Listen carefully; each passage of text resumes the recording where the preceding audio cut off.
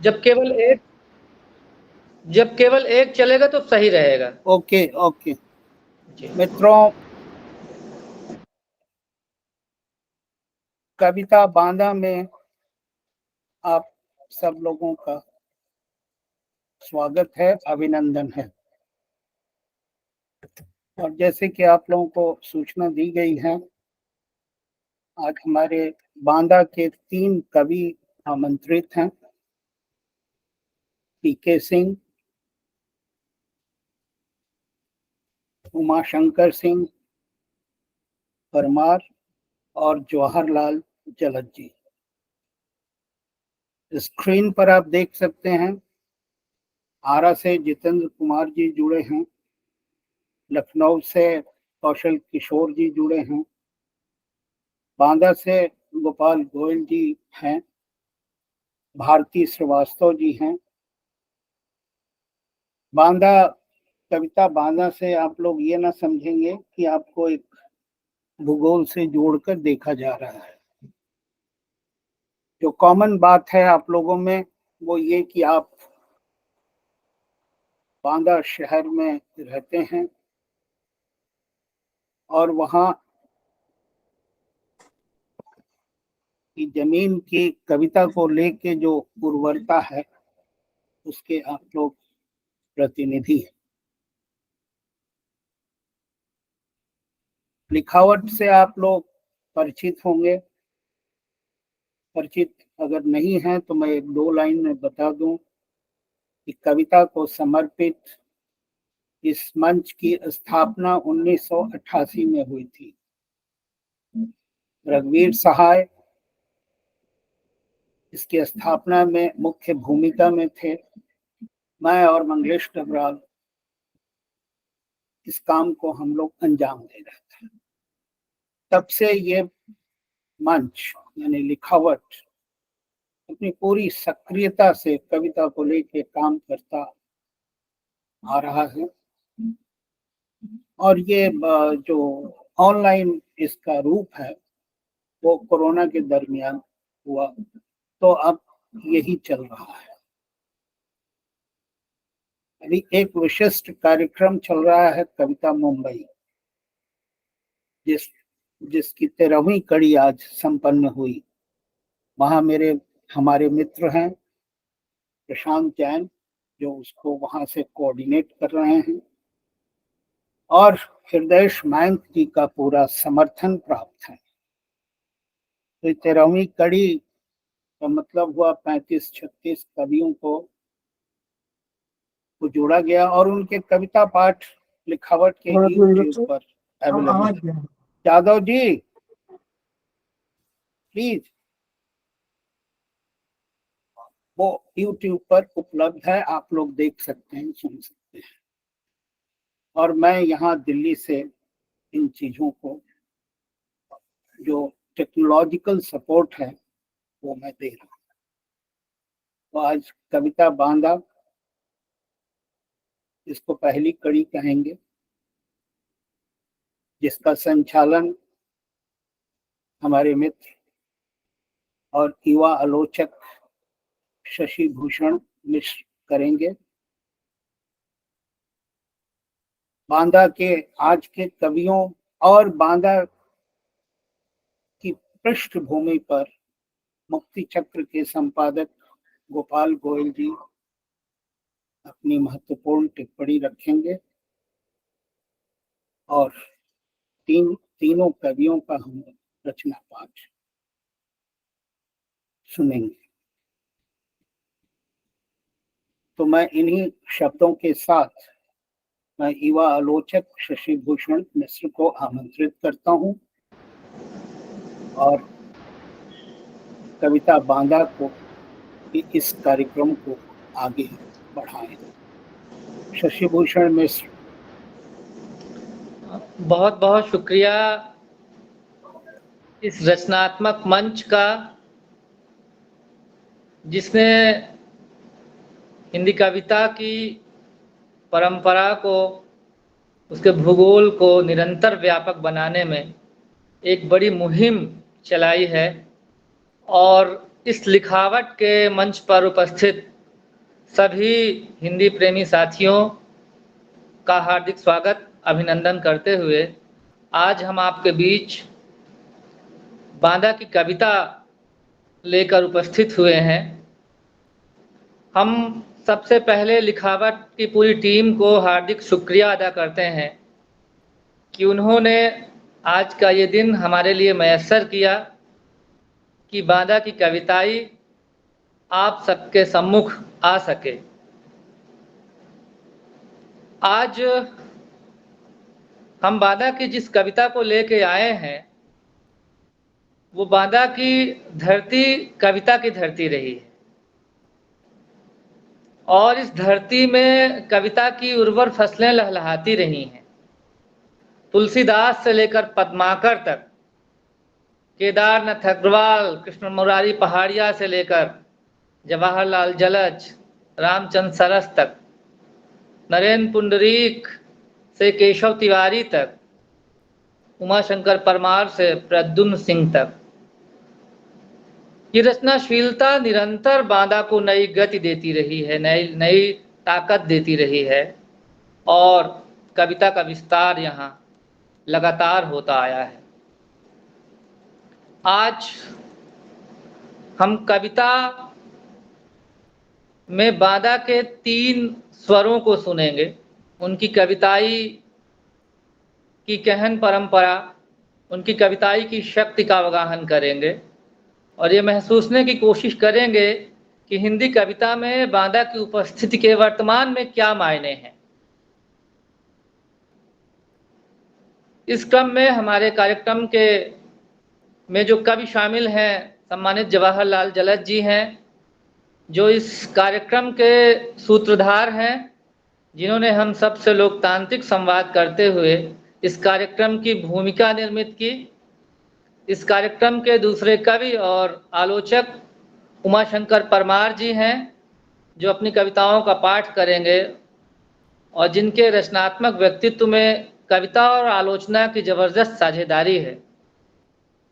हमारे युवा साथी प्रद्युम्न सिंह भी इस कविताई का में संगत करेंगे और वो बांदा की युवा कविता का एक प्रमुख चेहरा है।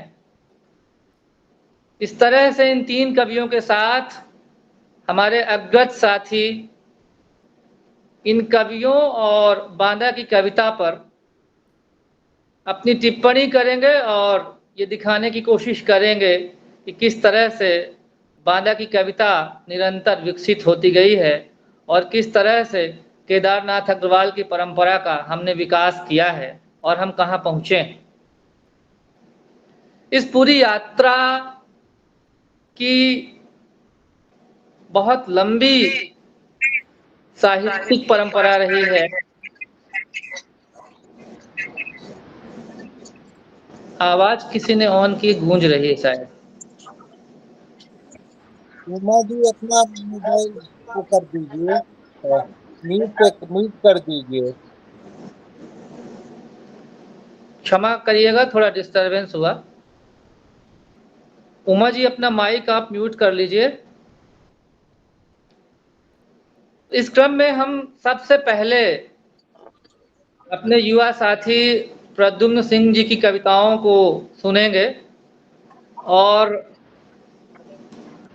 ये महसूस करने की कोशिश करेंगे कि कविता का यह युवा स्वर किन सरोकारों और किन स्थितियों को छूता है। प्रद्युम्न सिंह के पास हिंदी कविता का एक छोटा सा प्रदेश है, छोटा सा अध्याय है, जिसमें उनका एक संग्रह शामिल है, कुछ भी नहीं होता अनंत। इसके साथ ही कई साझा काव्य संग्रहों में उनकी कविताएं प्रकाशित हो चुकी हैं। हिंदी की कई चर्चित पत्रिकाओं में उनकी कविताएं लगातार आती रही हैं। कई ब्लॉग्स में उनकी कविताएं लगातार प्रकाशित होती रही हैं। उनके पास जबरापुर जैसा लोक को समझने वाला कहानी संग्रह भी है और लोक विमर्श और लोकोदय जैसी महत्वपूर्ण पत्रिकाओं के सह संपादक के रूप में वो हमारे बीच अपनी उपस्थिति को लगातार सार्थक बनाए हुए हैं। तो आइए हम ऐसे युवा कवि की कविता का अवगाहन करते हैं। हम आमंत्रित करते हैं प्रद्युम्न सिंह जी को कि वो आएँ और अपनी कविताओं का पाठ करें। प्रद्युम्न सिंह जी।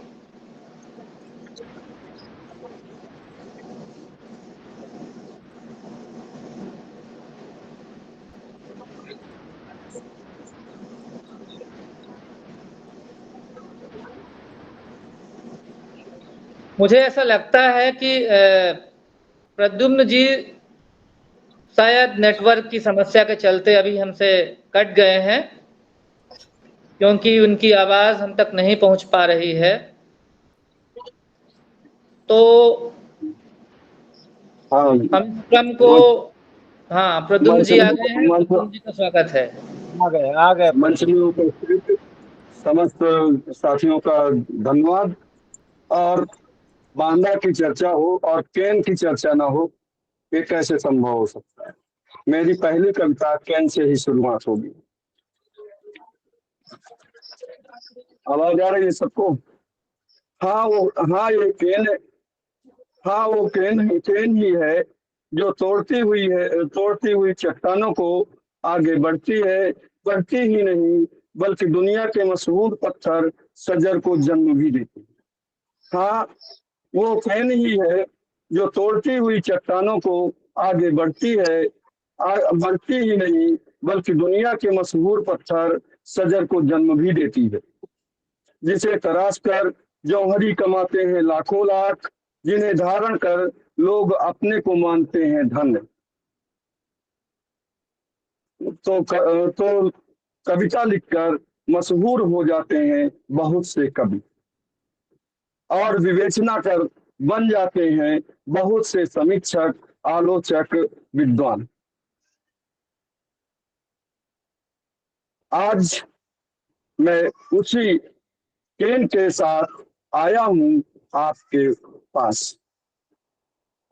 परंपराओं की वाहक यह नदी आज भी संजोए हुए है अपनी धारा के साथ संस्कृतियों के, उनकी परंपराओं के अमित अफसोस पर अफसोस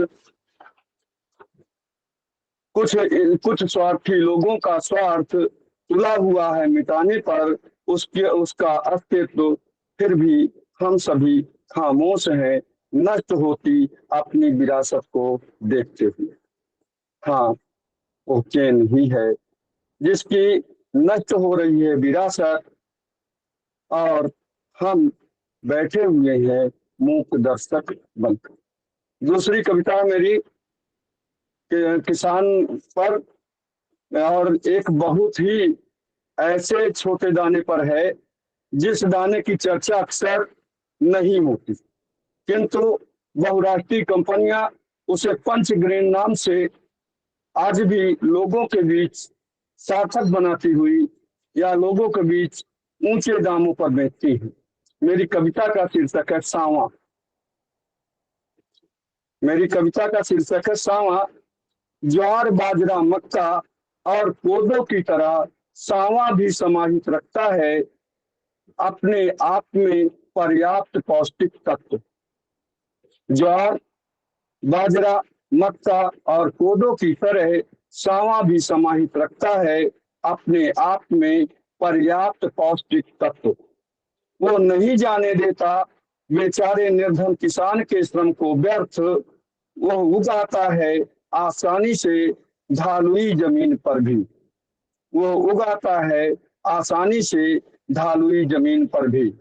पाकर बारिश की कुछ बूंदे वो करता रहता है गरीब गुरबा की भूख की आग को शांत। आधा पाव भी सांवा के भात को गुड़ दूध में मिलाकर खा लेने पर पा लेता है राहत सुधा से बिलबिलाता हुआ बेबस आदमी। किंतु अफसोस है आज भौतिकता की अंधी दौड़ में बर्गर, पिज्जा, पास्ता, माइक्रोनी के सामने भुलाई जा रही है सांवे की औषधि गुणवत्ता।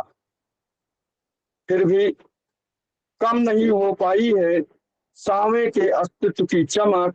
अभी तक धूमिल, अब भी पूंजीपतियों के मन में नहीं हट पाई है मोटे अनाजों से मोटा मुनाफा कमाने की गहरी लालसा। इसीलिए तो वे धनपति देकर ब्रांडिंग में फाइबर ग्रेन का नाम पहुंचा रहे हैं बाजरा, कोदो, मक्का और चने के साथ सावे को भी बाजार के माध्यम से पुनः से आम आदमी के पास। मेरी तीसरी कविता है इन दिनों। इन दिनों नहीं दिखते पहाड़ों के आसपास। इन दिनों नहीं दिखते पहाड़ों के आसपास जंगली जीवों के समूह। इन दिनों नहीं दिखते पहाड़ों के आसपास जंगली जीवों के समूह।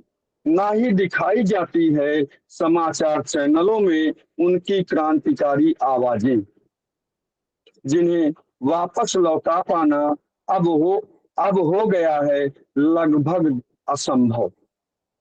इन दिनों सत्ता के दलालों द्वारा फोड़े जा रहे हैं पहाड़ों के माथे और बिगाड़ा जा रहा है उनका स्वरूप एवं साधे जा रहे हैं कुत्सित स्वार्थ, जिन्हें पुनः साध पाना जीवन के साधने से भी हो गया है दुष्कर।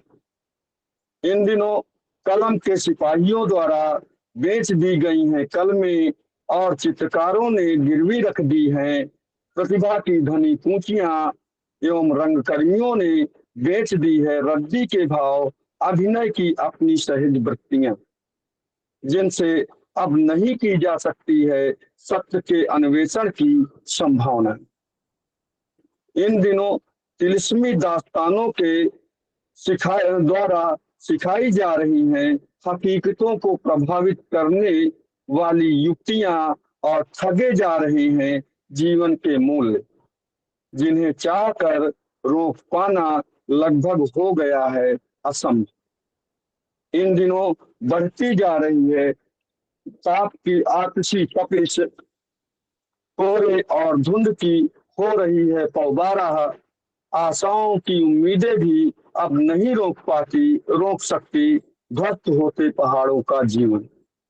इन दिनों पहाड़ों से दरक रहे हैं रिश्तों के परिदृश्य, सूखती नदियों सा सूखता जा रहा है आपसी सौहार्द। आशाओं प्रत्याशाओं का गारा भी नहीं रख सकता जिन्हें महफूज। इन दिनों विलुप्त हो रही हैं तितलियां और छोटे कीट, बेदम हो रहा है संपूर्ण वातावरण इंफ्रारेड के प्रभाव से। बावजूद इसके मौन धारण किए हुए हैं सभी पक्ष और गढ़ा जा रहा है जोरों से विकास के नाम पर विनाश का उजला पक्ष। और चौथी कविता मेरी है बारी, जो पत्तल उठाता है निमंत्रण के दौरान, उस बारी की चर्चा कैसी उसकी स्थिति है, किस प्रकार से वो खुश रहता है उस बारे में है। कहो मतलू उस्ताद, कहो मतलू उस्ताद, तुम्हें कितना मिल जाता होगा जूठी पत्तले उठाने में। कहो मतलू उस्ताद, तुम्हें कितना मिल जाता होगा जूठी पत्तले उठाने में, जो तुम बिना परवाह किए वर्षा हो या गर्मी या फिर हो भीषण जूड़ी ताप लगातार जुटे रहते हो पत्तल उठाने के कार्य में। तो वो मुस्कुरा कर बोलता है, बाबूजी का मजाक करत हो आप, ये हमार पुश्तैनी धंधा है, परंपरा निभात है हम, मिल जाए जा कछु जजमान के हाथ, लय लेते हैं सोई, इसमें करार नहीं होता है कौनो, निकल जाते हैं उनका काम, हो जाता है गुजर बसर हमारो, गरीब मनई का इससे और अधिक का चाहिए। कौन हवेली थोड़े बनावे का है, हमें पैदा हुए हैं झोपड़पट्टी में और मर भी जाब खुले आसमान के नीचे, और छठा कर हंस देता है मतरू उस्ताद, कितनी बेबाक है उसकी ये हंसी, छोड़ देती है जो कई अनुत्तरित प्रश्नों को हल करने के लिए, पर वो उसी उत्तरपरता से साफ करने लग जाता है।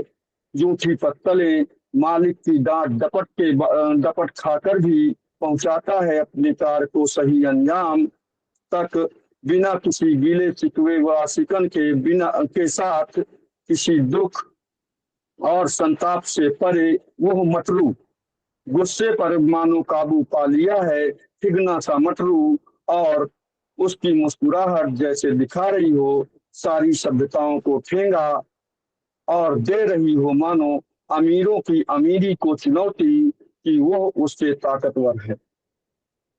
और एक चल रहा है, पर्यावरण का समय चल रहा है, तो एक पर्यावरण से संबंधित है रचना चिड़ियापुर।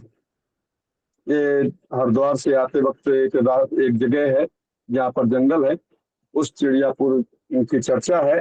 हाँ, यह चिड़ियापुर था। हाँ, यह चिड़ियापुर था, बिल्कुल चिड़ियों जैसे गूंजती आवाजों से लैस, खुशहाल थे सभी पेड़, रुचि भर पानी का भार लिए बह रही थी गंगा नहर। अभी बहुत दूर नहीं थी हरिद्वार की दूरी, एक दो नदियां इस तपती दोपहर में होती जा रही थी अपनी नदी होने की संभावनाएं, पर तनिक भी उदास नहीं था चिड़ियापुर, ना ही उसका जंगल अभी भी उल्लसित था। उल्सित मन भर रहा था आने जाने वाले ठेला व ट्रैक्टरों की तीव्र ध्वनि को जो उतावली हो रही थी खामोशी को तोड़ने के लिए। यद्यपि बार बार जंगल इनकार कर रहे थे इस कान फोड़ू आवाज को सुनने से, और अभी भी बरकरार रखे हुए हैं अपने वजूद को सुरक्षित। ये मेरी कविताएं रही, और इसी के साथ मंच को धन्यवाद। बहुत बहुत धन्यवाद आपकी। प्रद्युम्न सिंह जी की कविताओं में आप देखें कि पहाड़ों का दर्द, नदियों का दर्द, पक्षियों का दर्द और कृषि परंपरा, यानी केदार की धरती में आज जो कवि लिख रहा है, कहीं न कहीं उसके भीतर उसकी आत्मा में वो दुख, वो कष्ट आज भी उसे कविता लिखने के लिए बाध्य कर रहा है।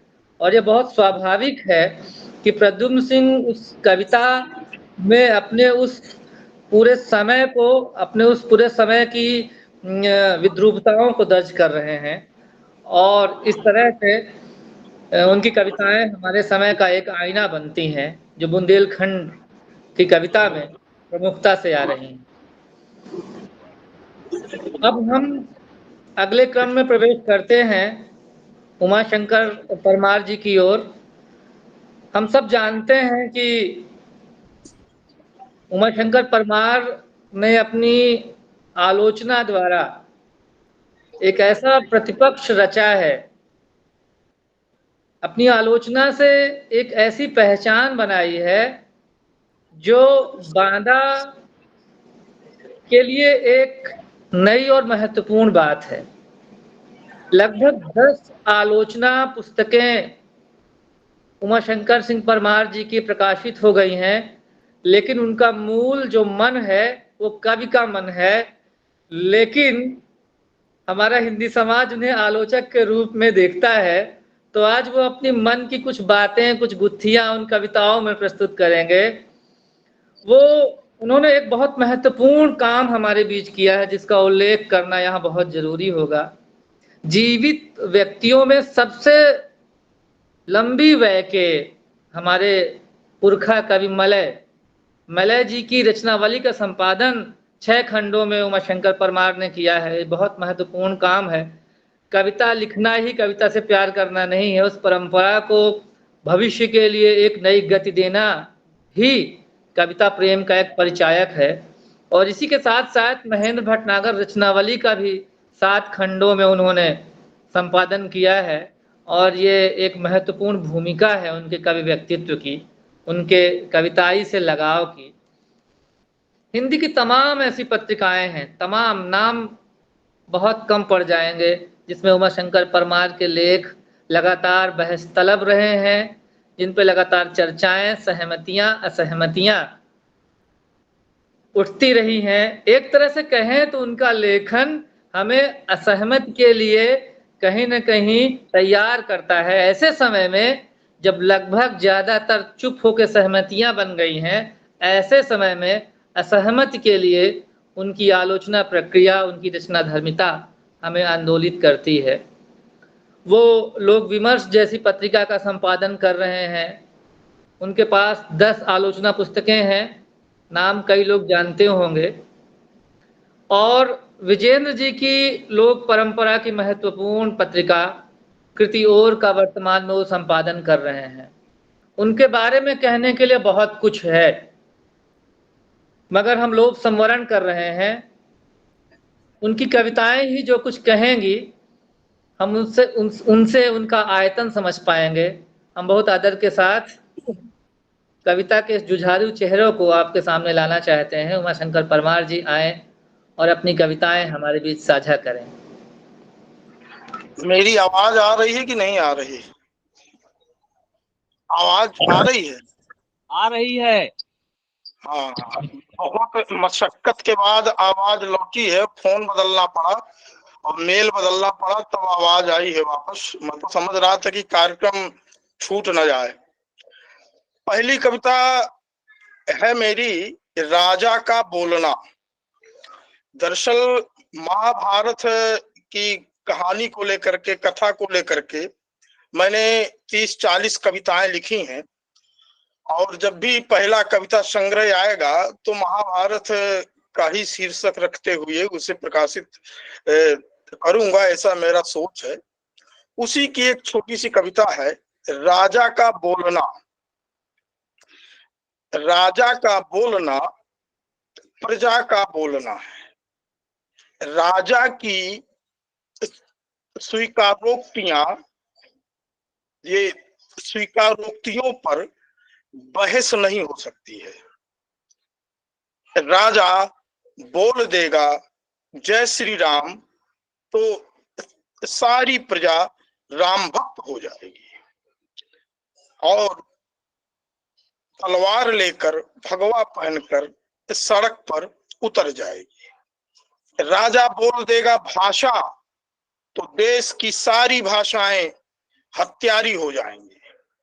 राजा बोल देगा लेखक तो हिंदी का हर लेखक फासिस्ट हो जाएगा और वह पाकिस्तान लौट जाने का नारा देगा। राजा बोल देगा साहित्य तो समूचा साहित्य और उसकी परंपरा सांप्रदायिक हो जाएगी। कबीर, प्रेमचंद, निराला हत्यारों में शुमार होंगे। यह मात्र एक रूपक नहीं है, यह काला सच है। जब एक लेखक एक राजा की भाषा को देश की भाषा मान लेता है, राजा के विचार को देश का विचार मान लेता है, तो राजा के पक्ष में खड़ा होकर प्रतिरोध पर फूंकने लगता है।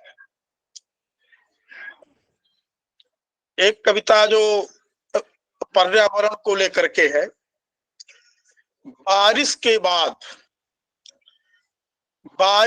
बाद आसमान निचुड़ जाता है, जैसे पका हुआ आम दबाकर निचोड़ दिया जाता है। बारिश के बाद आसमान निचुड़ जाता है, जैसे पका हुआ आम दबाकर निचोड़ दिया जाता है। आसमान प्यासा, शक्तिहीन, श्रीहीन लंगड़ाता हुआ हवाओं के साथ चलता है। तो हवाएं चीखती नहीं है, दबी जुबान में बात करती हैं। क्या मजाल कि कोई अकेला पत्ता खड़क जाए या कोई झोंका बिना इजाजत के बहक जाए। धरती की उमस भरी प्यास, आसमान की प्यास मिलकर सारी नदियों का पानी पी जाना चाहती है। बारिश के बाद नवजात पानी बड़ी तेजी से भागता है। वह आसमान की प्यास से बचने के लिए नदी, नाला, पोखरों से गुजरते हुए भागते भागते जब थक जाता है तो नदी में डूबकर आत्महत्या कर लेता है। और तमाम आत्महत्याओं को ढोती हुई नदियां इस धरती पर नहीं रहना चाहती हैं, रात दिन बहती रहती हैं, चलती रहती हैं, वह भी जितना जल्दी हो सके इस दुनिया से भाग जाना चाहती है। बारिश के बाद आसमान की बढ़ती हुई प्यास गिरे हुए पानी की एक एक बूंद छीन लेना चाहती है। पानी धीरे धीरे मर रहा है और आदमी इस मौत को बड़े सलीके से देख रहा है। एक कविता है जो महाभारत की ही श्रृंखला की कविता है। इंद्रप्रस्थ में शांति है, हत्याओं के पीछे तर्क है, धर्म का उल्लास है, पाप पुण्य का विलास है। इंद्रप्रस्थ में विधि का अधिपत्य है, स्त्री की आबरू और राज्य सभा में आपसी सामंजस्य है। इंद्रप्रस्थ में समृद्धि है, घरों में चूल्हे नहीं जलते, भूख जलती है और जलाती है। इंद्रप्रस्थ में राजभवन है, जहां आम प्रजा का प्रवेश वर्जित है। नृपति का आदेश मन के वेग से चलायमान होता है। इंद्रप्रस्थ में न्याय है, पांडवों का वन गमन है, अज्ञातवास है, अपहरण भी वैध है। चौड़े ललाट में चमकता हुआ तिलक है, धर्म का शौर्य है, व्यापक विलास है। इंद्रप्रस्थ देव नगरी है, वह अजर है, वह अमर है, इस धरती के हर कोने में आबाद है, सब कुछ जिंदाबाद है। आखिरी कविता भीष्म को लेकर के है। भीष्म धीर वीर गंभीर, भीष्म के पास वचन तप करने का साहस है। भीष्म युवा है, भीष्म इंद्रिजित है, वह यौवन के महासागर को संयम से बांध चुका है। नारी विमुख है भीष्म, भीष्म दिग्विजयी है, भीष्म अदम्य धनुर्धर है त्रिलोक में। वह पृथ्वी को बांध चुका है अपनी धनुष की प्रत्यंचा से। भीष्म अब बूढ़ा हो चुका है, भीष्म के देह में दुर्बलता है, भीष्म के पास इच्छा मृत्यु का वरदान है, जिसे महाभारत ने अभिशाप में बदल दिया है। एक स्त्री विमुख होने के तप में स्त्री निरपेक्ष हो गए थे भीष्म। सभा में नग्न की जाती रही स्त्री, भीष्म की आंख खुली थी, भीष्म के धनुष में बाण था, भीष्म के पास क्रोध था, भीष्म के पास साहस था, भीष्म चुप था क्योंकि वो स्त्री निरपेक्ष था। आज भीष्म की देह में असंख्य बाण देह को गला रहे हैं। भीष्म इंद्रप्रस्थ का विनाश और कुल का विनाश अपनी आंखों से देख रहे हैं। भीष्म का धनुष जर्जर हो चुका है, इच्छाएं मर चुकी हैं, भीष्म जिंदा है, भीष्म अचल है, भीष्म पीड़ा में है, भीष्म एकांत में है, भीष्म चीत्कार सुन रहे हैं। जलती लाशों को शमशान बन चुके कुरुक्षेत्र में जर्जर का भीम भूल चुका है अपनी इच्छा मृत्यु का वरदान। धन्यवाद। बहुत बहुत धन्यवाद उमाशंकर जी। राजा से लेकर भीष्म तक की ये जो पूरी संक्षिप्त कविता यात्रा रही, उसमें आपने महसूस किया होगा कि प्रकृति को लेकर, प्रकृति जीवन के संकट को लेकर जो चिंताएं प्रद्युम्न के यहाँ शुरू होती है, उनका विस्तार यहाँ दिखाई देता है। और एक सघन राजनीतिक दृष्टि जिसे हम कहते हैं, जिसको हम कह सकते हैं कि स्ट्रेटेजिक पॉलिटिकल पोएट्री, जो उसकी ताकत होती है, जो उसकी अर्थगर्भिता होती है, उसका जो प्रतिरोधी तेवर होता है, वो उमा शंकर जी की कविताओं में देखा जा सकता है। दो महत्वपूर्ण बिंब दोनों कवियों को अगर मिला दिया जाए तो एक कवि कह रहा है कि पहाड़ों का माथा तोड़ा जा रहा है, और एक कवि कह रहा है कि पानी धीरे धीरे मर रहा है। हमारी सभ्यता की ये दो बड़े संकट हैं जिन्हें कवि दर्ज कर रहे हैं अपनी कविताओं में, और ये साझापन है चिंताओं का जो बांदा की कविता में आपको किसी न किसी रूप में दिखाई दे रहा है, जो हमारे अपने सभ्यता के भी संकट हैं और हमारे समय के भी संकट हैं। हम इन दोनों कवियों से उम्मीद करते हैं कि भविष्य में भी ये इसी तरह मुखामुखम रहते हुए अपने सभ्यता से निरंतर संवाद करते रहेंगे, उसके सामने कविता की चुनौती प्रस्तुत करते रहेंगे। और अब अगले क्रम में हम आते हैं बांदा की कविताई के एक ऐसे साधक की कविता सुनने जिनके पास जो जलज भी हैं और जो लय के साधक भी हैं। साथियों, इधर हमने देखा है कि कविता से लय लगभग गायब हुई है। जलज जी की कविताओं में लय का पुनर्वास है। वो कविता में लय को बचाने, उसकी इयत्ता को रक्षित करने और कविता को प्राणवंत बनाने वाले कवि हैं। वो उस कमासिन से आते हैं जहां से केदारनाथ अग्रवाल आते हैं। इधर हमने ये भी देखा है कि कविता और गीत के बीच जो दूरियां बढ़ी हैं, जिस तरह हमने कविता की ही समानांतर विधाओं के बीच में एक लाइन खींच दी है, एक तरह के भेदक रूप खींच दिए हैं, उनको अपनी रचनात्मक यत्न से उस खाई को पाटने की बहुत गहरी कोशिश जलज जी की कविताओं में, उनकी रचनाओं में आपको देखने को मिलेगी। जैसा कि मैंने आपसे बताया था कि इस कार्यक्रम में बांदा की कविताई के सूत्रधार भी वो हैं, और अब तक हमारे बीच उनके 2 कविता संग्रह मौजूद हैं। जो पहला संग्रह है वो है रहूंगा उन्हीं शब्दों के साथ, और जो दूसरा संग्रह उनका नमूदार हुआ है पिछले वर्ष वो है रहूंगा जब तक इसी लोक में।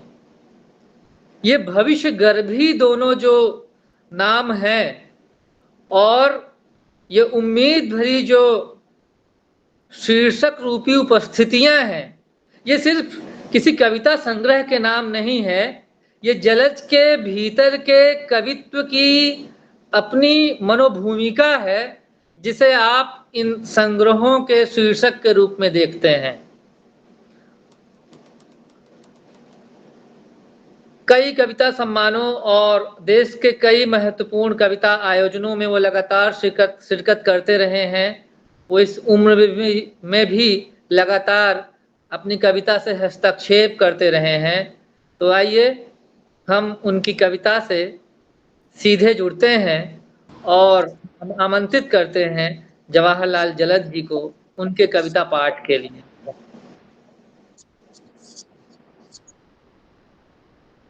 हार्दिक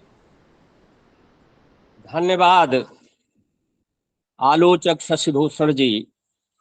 आवाज आ रही है? आवाज आ रही है?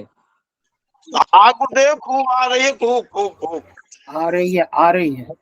जी जी की जी। आवाज आ रही है। सबसे पहले क्योंकि ये बांदा कविता की प्रथम कड़ी है और आदरणीय मिश्लेष जी, आदरणीय कौशल किशोर जी बार बार पूरे दिल से बांदा को याद करते हैं और उनका याद करना ही आज इस बांदा की कविताई की परिणति है। सबसे पहले हृदय से मैं उन्हीं का धन्यवाद करना चाहूँगा कि उन्होंने पूरे देश में जो ये अभियान की तरह कविताई की कड़ियों को चलाया है।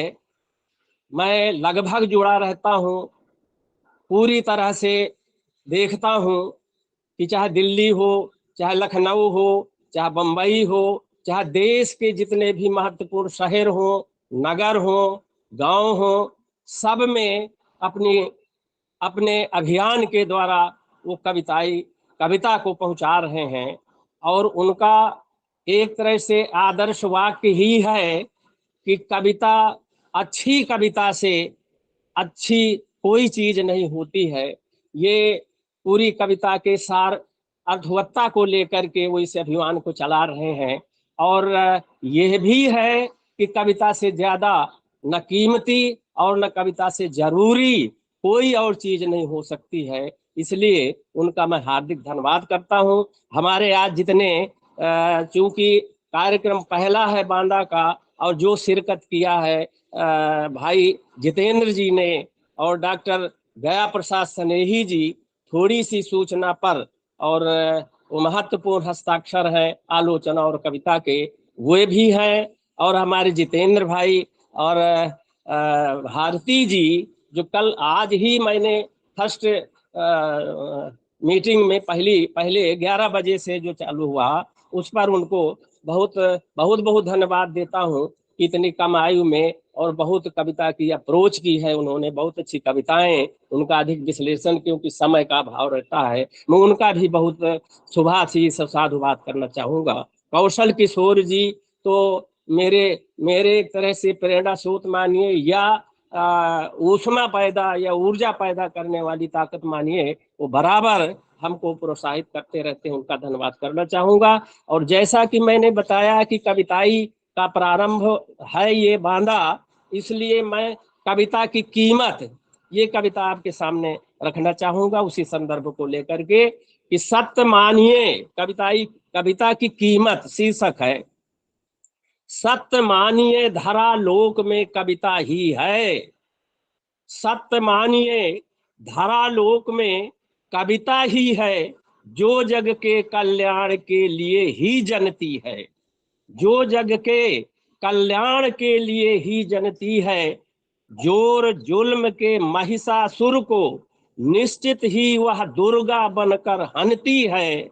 कविता ही है जो अंतस की मरुस्थली में मनुष्यता का मंजुल मधुबन बिकसाती है। रिश्तों के मुरझाए हुए चमन में भी राहत चाहत की बहार बुलवाती है। कविता ही है जो यथार्थता के ही बोल बोलती है। झूठ फरेब जालसाजी की जमकर पोल खोलती है। आशाओं के पौधे सब दिन सेती है। संघर्षों के लिए शक्ति नित देती है। कविता ही है जो दुखियों असहायों से सच रखती है मजबूत मोहब्बत। कोई भी तो बतलाए कौन आंक सकता है आखिर इस दुनिया में सही सही कविता की कीमत। कौन आंक सकता है आखिर इस दुनिया में सही सही कविता की कीमत। कविता ही है जो जीने का असली मंत्र सिखा देती है। अति निष्ठुर विकराल काल तक को भी बेशक निज औकात दिखा देती है। कविता ही है जो सचमुच में भय का भूत भगाती है। चेतनता की महाशक्ति का सूरज नया उगाती है। पापों के सांपों के शीश कुचलने के हित देती ताकत पूरी है। जीवन युद्ध जीतने खातिर कविता बहुत जरूरी है।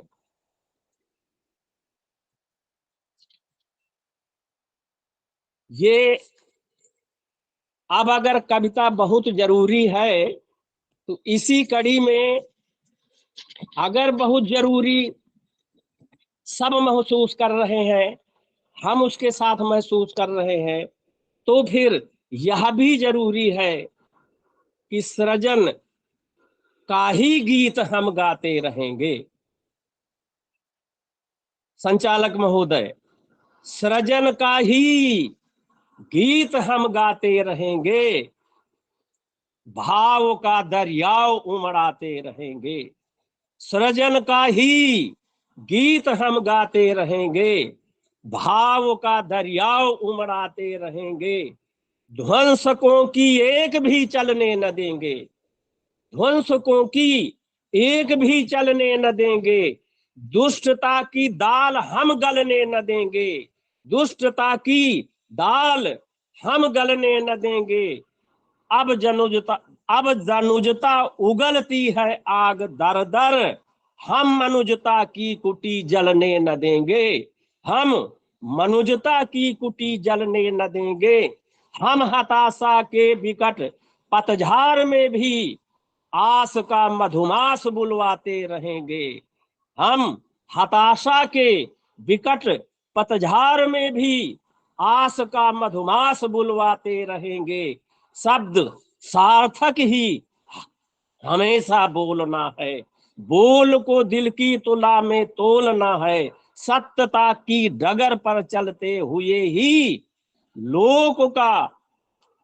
लोकहित का द्वार मिलकर खोलना है। हम किसी भूचाल से होंगे न विचलित, हम किसी भूचाल से होंगे न विचलित। धीरता की ध्वजा फहराते रहेंगे, भाव का दरियाव उमड़ाते रहेंगे। सृजन का ही गीत हम गाते रहेंगे, बीज हम बिलगाव के बोने न देंगे, बीज हम बिलगाव का बोने न देंगे। मणि कभी सौहार्द की खोने न देंगे, रखेंगे हम मिलन का मधुबन हरा।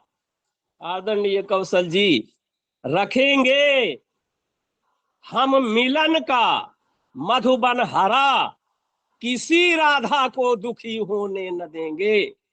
हम रखेंगे मिलन का मधुबन हरा, किसी राधा को दुखी होने न देंगे।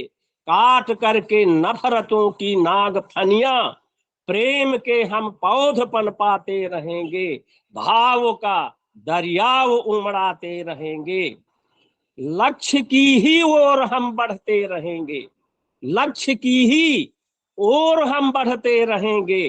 पुस्तिका संघर्ष की पढ़ते रहेंगे, तोड़ देंगे तोड़ देंगे मुश्किलों की हर शिला को, तोड़ देंगे मुश्किलों की हर शिला को। प्रगति का इतिहास नव गढ़ते रहेंगे, घोर श्रम के सलिल में, घोर श्रम के अंतिम पंक्तियां हैं। घोर श्रम के सलिल से पाषाण में भी, घोर श्रम के सलिल से पाषाण में भी जिंदगी का जलज बिकसाते रहेंगे, जिंदगी का जलज बिकसाते रहेंगे।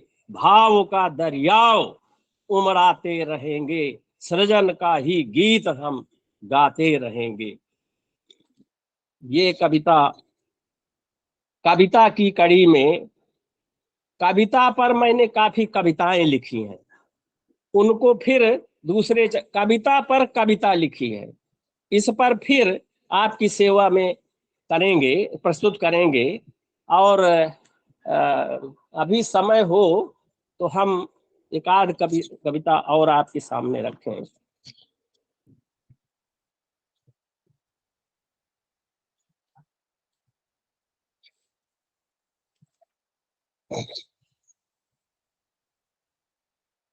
तानाशाही का हंटर, क्या सुनना चाहेंगे? तानाशाही का हंटर। सुनाइए, और तो आपकी स्वतंत्रता का क्षेत्र है। नहीं, स्वतंत्रता तो मेरी है, लेकिन साहित्यकारों का आदेश स्वतंत्रता को साधता है और स्वतंत्रता को एक महत्व प्रदान करता है, इसलिए उन चीजों को जरूर ध्यान रखना चाहिए। सत्ता का ताज, तानाशाही हंटर। हाँ, चलिए कोई बात नहीं, तानाशाही काउंटर। यह बेहद त्रासद है, यह बेहद त्रासद है कि मौजूदा वक्त में बहुत ही कठिन और भयावह स्थिति के दौर से गुजर रही है प्यारे हिंदुस्तान की असहाय जनता, गुजर रही है प्यारे हिंदुस्तान की असहाय जनता, क्योंकि चल रहा है धुआंधार जगह जगह पर तानाशाही का हंटर। स्वेच्छाचारिता के मन चले बादल, स्वेच्छाचारिता के मन चले बादल बरसा रहे हैं लगातार, बरसा रहे हैं लगातार। अनर्थ के अंगार जल रहे हैं बुरी तरह से, राहतों के बाजार डूब रहा है आज विकट संकटों के महासिंधु में लोकतंत्र का जहाज, डूब रहा है आज विकट संकटों के महासिंधु में लोकतंत्र का जहाज। तानाशाह के घोर घमंड, तानाशाह के घोर घमंड का घोड़ा, तानाशाह के घोर घमंड का घोड़ा रौंदता है जमकर सद्भावना की फसलें, बढ़ रही हैं भीषण मुश्किलें। मनमानीपन की जबरदस्त जोरदारी से संत्रसित है हर एक लोक जन, दिखता है बहुत ही दुखी, फूट सकता है अचानक उसके भी क्रोध का ज्वालामुखी।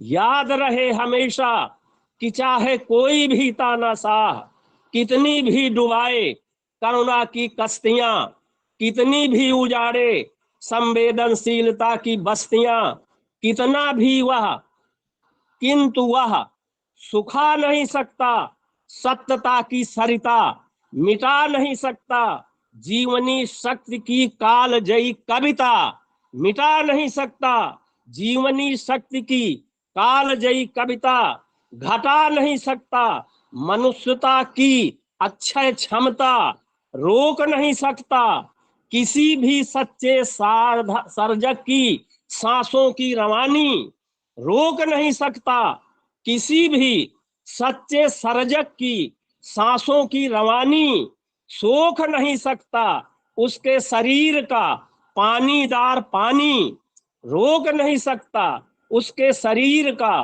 पानीदार पानी।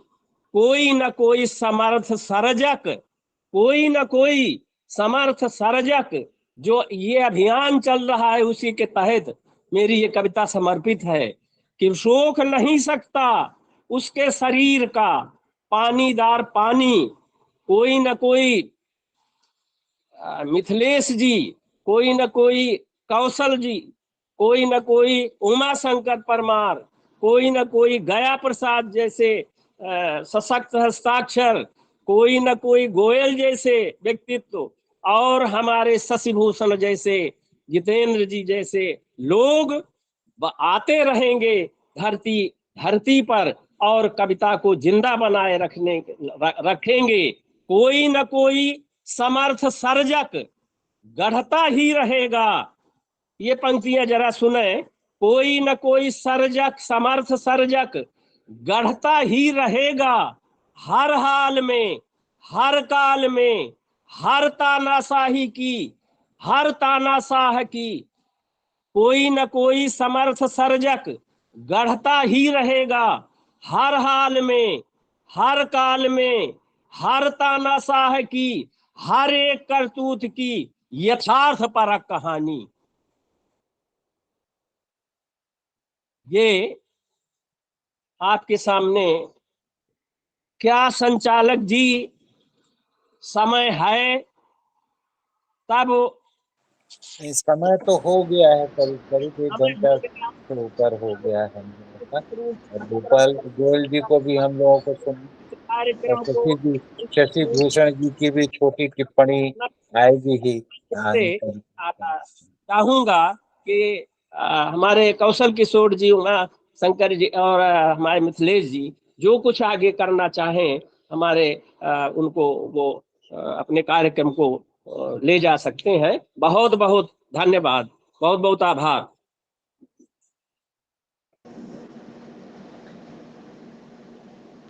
साथियों, बांदा की कविता की जो शुरुआत प्रद्युम्न जी से हुई थी, उसको एक आयाम जलद जी तक पहुंचकर मिला है और कविता के कई तेवर, कविता के कई रूप, कविता के कई क्राफ्ट आपको यहाँ देखने को मिले हैं।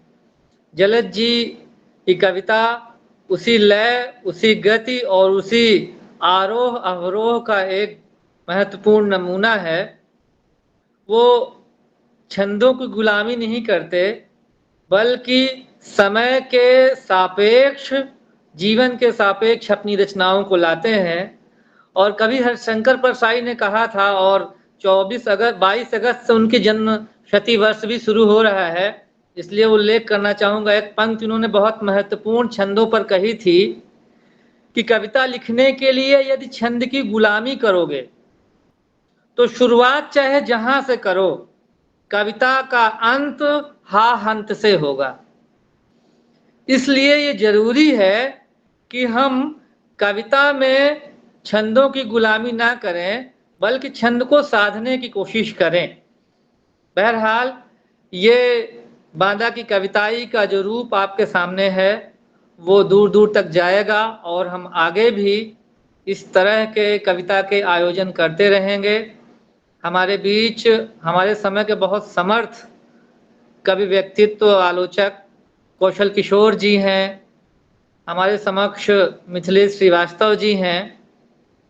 उनकी भी बातें हम सुनेंगे, लेकिन उनसे पहले बांदा के हमारे अग्रज साथी, जुझारू साहित्यकर्ता, शिक्षण क्षेत्र में लंबी सेवाएं दे चुकने के बाद वर्तमान में मुक्ति चक्र पत्रिका के संपादक गोपाल गोयल जी हमारे बीच उपस्थित हैं। बांदा की कविता पर वो एक अपनी संक्षिप्त टिप्पणी देंगे। हम उम्मीद करते हैं कि उनकी टिप्पणी बांदा की कविताई के लिए महत्वपूर्ण होगी। मैं बहुत आदर के साथ अपने अग्रज गोपाल गोयल जी को आमंत्रित करता हूं कि वो आए और इन कविताओं पर अपनी जरूरी टिप्पणी करें। गोपाल गोयल जी। सभी साथियों का आभार, सभी को प्रणाम। वैसे मेरे हिस्से का काम, आवाज आ रही है ना? मेरे हिस्से का काम संचालक महोदय डॉक्टर शशि भूषण मिश्रा जी लगातार करते रहे हैं। वो उसमें अब बहुत ज्यादा कुछ बोलने को हमारे लिए छोड़ा नहीं उन्होंने, लेकिन फिर भी एक दो बातें, थोड़ा 5-6 मिनट का टाइम है ना? सबसे पहले तो हम जरूरी ये समझते हैं, साथी मिथिलेश श्रीवास्तव जी के लगन को हम सराहना देना चाहते हैं। इस अंधेरे समय में वो एक रोशनी की मशाल जलाए हैं और उजेला के लिए लगातार तड़प रहे हैं। और जैसा अभी जलद जी कह रहे थे कि अंधेरा गहराता जा रहा है, और जितना अंधेरा गहराता जा रहा है, हम ये देख रहे हैं कि मिथिलेश जी की मशाल उतनी ही तेज होती जा रही है। वो पीछे हटने वाले नहीं है। जलद जी ने इसका प्रमाण दे दिया अपनी कविता में कि कविता से ही वो तंत्र बदल लेगी। कविता मानसिकता तो बनाएगी, समाज बनाएगी। आलोचना के बारे में हम नहीं जाना चाहते क्योंकि समय कम है, लेकिन जहां तक कविता और बांदा के रिश्ते की बात है, तो उसमें संचालक महोदय डॉक्टर शशि भूषण मिश्रा ने एक बहुत लंबा लेख बांदा के साहित्यकारों के इतिहास में लिखा था। हमने मुक्ति चक्र में उसको छापा भी था। कहने का आशय ये, क्योंकि हमारे और साथी भी यहाँ बैठे हैं तो उन्होंने नहीं पढ़ा होगा, कविता का बांदा से रिश्ता ये है, बांदा कविता की माँ है। कविता बांदा से शुरू होती है आदि कवि महर्षि वाल्मीकि बांदा के थे, जिनके मुंह से करुणा भरा पहला एक श्लोक निकला था, मां निषाद प्रतिष्ठाम तोगमः शाश्वती समाः यत् क्रौंच मिथुनम एकम वधि काम मोहितम। यहां से कविता शुरू होती है। आदि कवि और आदि कविता बांदा से जन्मी है, इसलिए कविता की मां है बांदा। कालांतर में फिर आप देखिए, अभी जिस महाभारत के पौराणिक चरित्रों का हमारे उमा शंकर परमार जी ने कविता में वर्णन किया, महाभारत के रचयिता वेद व्यास, उनका जन्म भी बांदा में हुआ था। उसके बाद और आगे बढ़ जाइए तो भक्ति काल के जो आज भी सर्वश्रेष्ठ कवि माने जाते हैं तुलसीदास, जिन्होंने रामचरितमानस दी थी, उनका जन्म भी बांदा में हुआ था। उसके उपरांत रीत काल में आ जाइए तो रीत काल में बिहारी के बाद सबसे बड़े कवि पद्माकर, वो भी बांदा के थे। और प्रगतिशील काव्यधारा के आधार स्तंभ केदारनाथ अग्रवाल बांदा के हैं। आज हम सारे लोग बैठे हैं, कम से कम जितने लोगों ने अपनी कविताएं सुनाई हैं, और जहां तक मैंने कौशल जी को पढ़ा है, जितेंद्र धीर जी को, भाई को पढ़ाते हैं रोज, मुझे तो भाई केदार जी के समानांतर इनकी कविताएं लगती हैं। और केदार जी का बड़ा सीधा सीधा प्रभाव दिखता है। केदार जी माने कि कोई व्यक्ति नहीं समझिए, केदार माने एक विचारधारा, एक प्रगतिशील विचारधारा। केदार जी ने जिस विचारधारा को आगे बढ़ाया है, आज वो विचारधारा कैसे पुष्पित पल्लवित हो रही है। अब इन कविताओं पे हम टिप्पणी करने की बजाय हम थोड़ा सा कैसे समानांतर है कविताएं, एक दो कविताएं का उदाहरण लेके हम देखिए बताते हैं कि जैसे परमार जी ने कविता पढ़ी थी अपनी, अभी देखता हूँ जरा मैं कौन सी कविता है इनकी।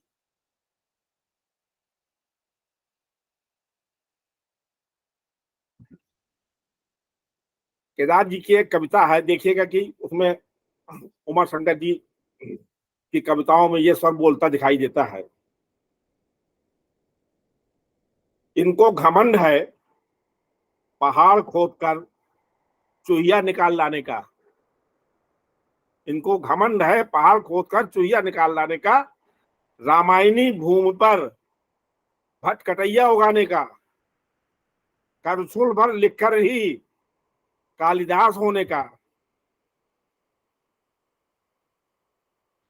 करछुल भर खाने पर फौरन बिक जाने का,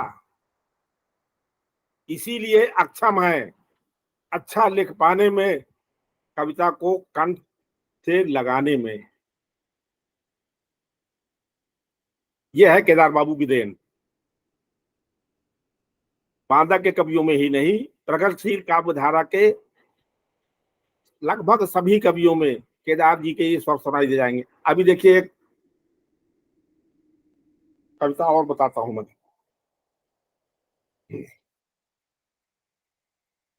केन पे कविता से शुरुआत की तद्दुम कुमार जी, पीके सिंह जी ने।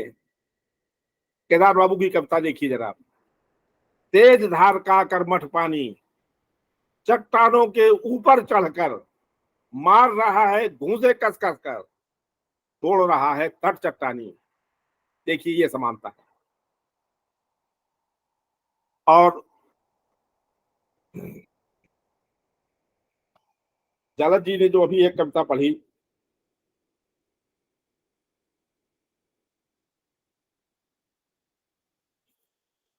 और जो कविता का मूल विषय है इनकी सारी कविताओं का, जलद जी के तो संकलन पर मैंने लंबा लेख लिखा है, एक समीक्षात्मक लेख लिखा है, वो आप सब लोगों की नजर से गुजरा होगा। और मैंने उसमें ये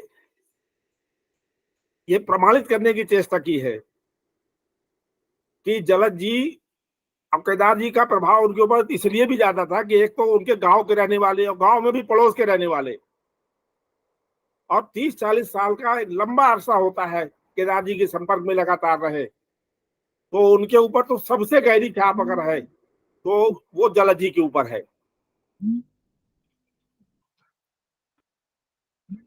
केदार जी लिखते हैं, जलद जी ध्यान दीजिएगा जरा।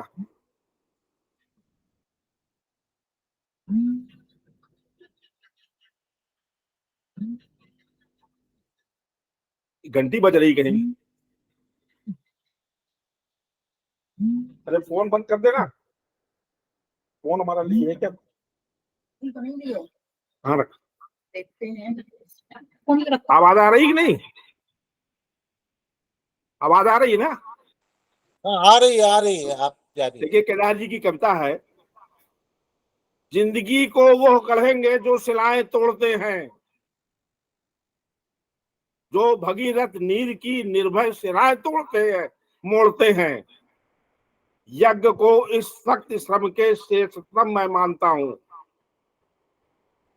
जिंदगी को वह गढ़ेंगे जो खदाने खोदते हैं, लौ के सोए असुर को कब रथ में जोतते हैं।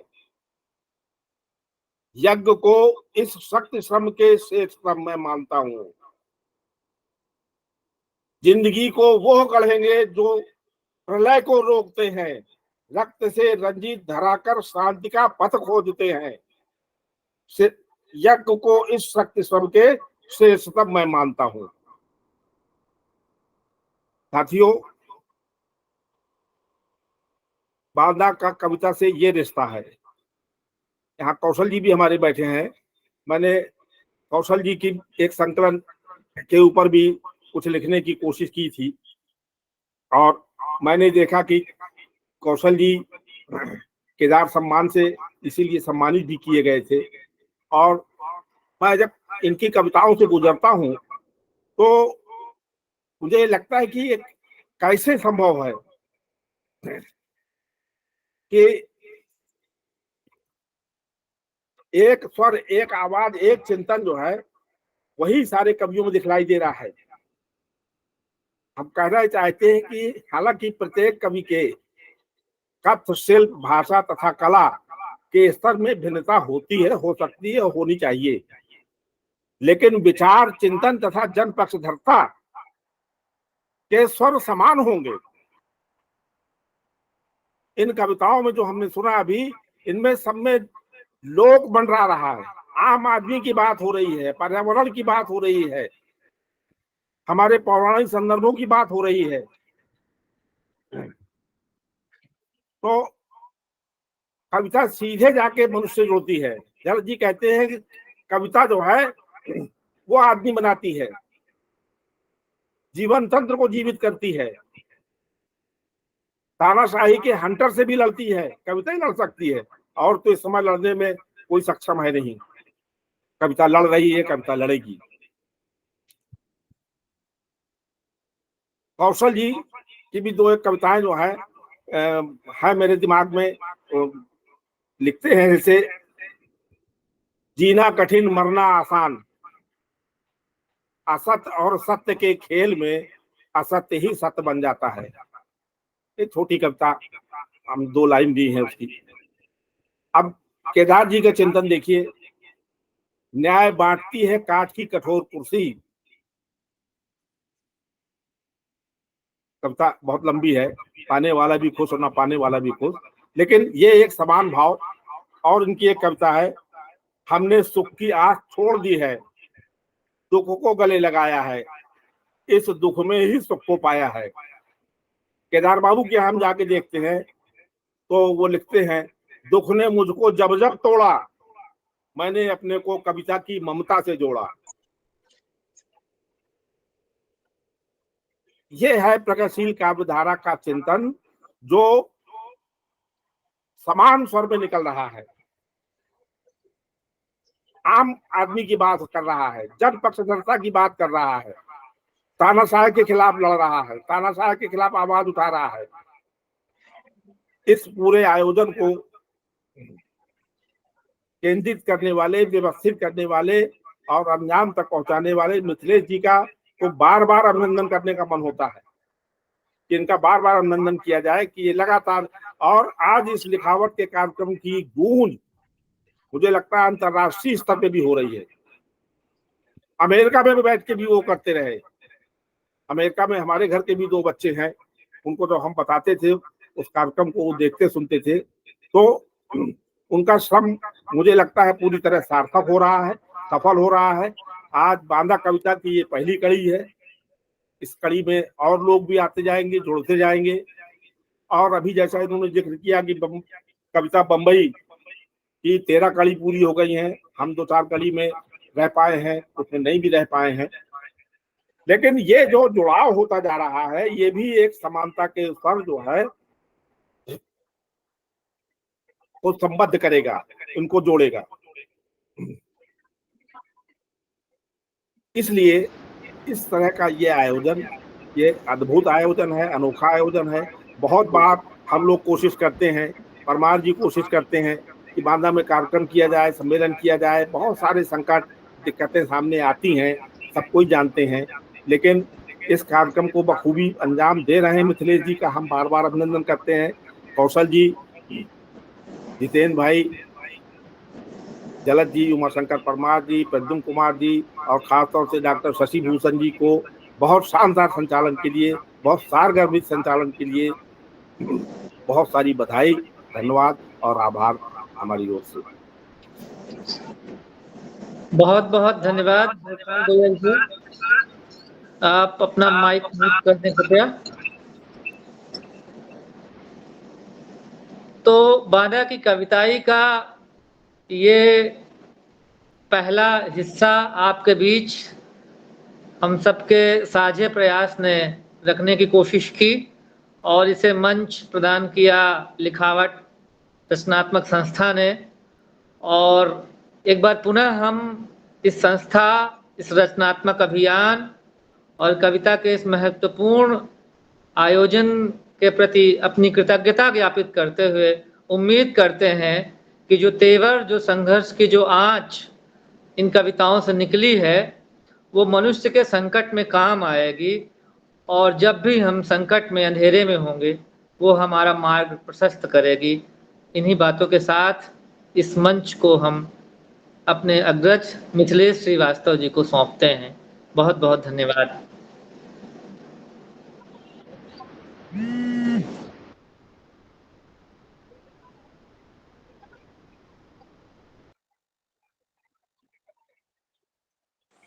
म्यूट है मिथिलेश जी, अपना अनम्यूट करिए।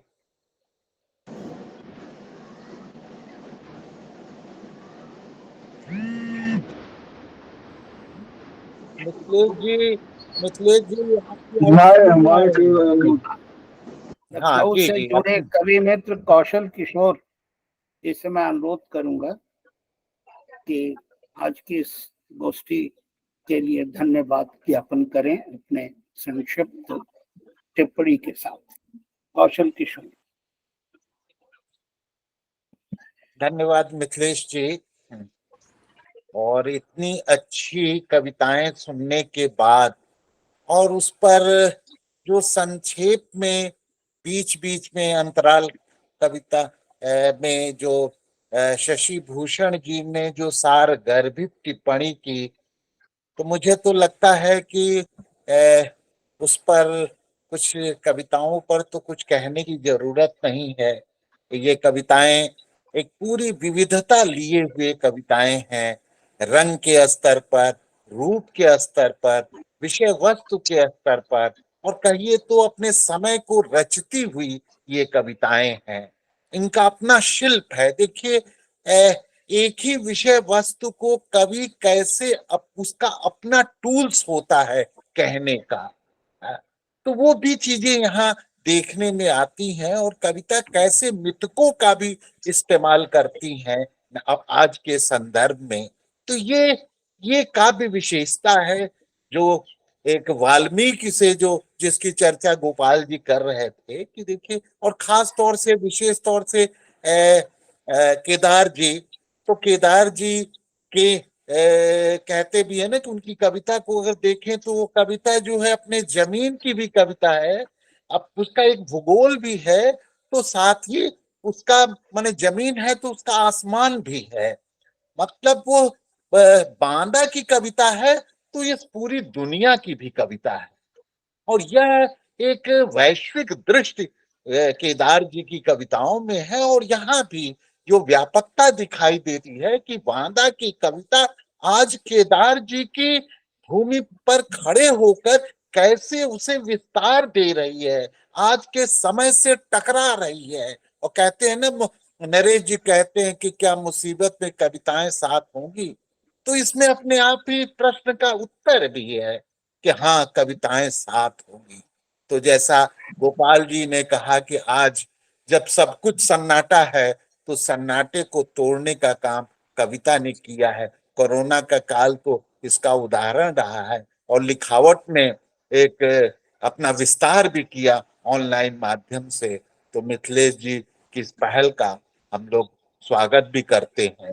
और यहाँ पर गोपाल जी आए, जलद जी, उमा भाई, शशि भूषण जी, पीके, जितेंद्र जी, मुंबई से, आरा से जितेंद्र जी जुड़े, मुंबई से भारती श्रीवास्तव जुड़ी, और भी गया प्रसाद स्नेही जी जुड़े, बहुत सारे साथी दिख रहे हैं, मित्र दिख रहे हैं। तो मैं सभी को अपनी ओर से और लिखावट की ओर से धन्यवाद ज्ञापित करता हूँ।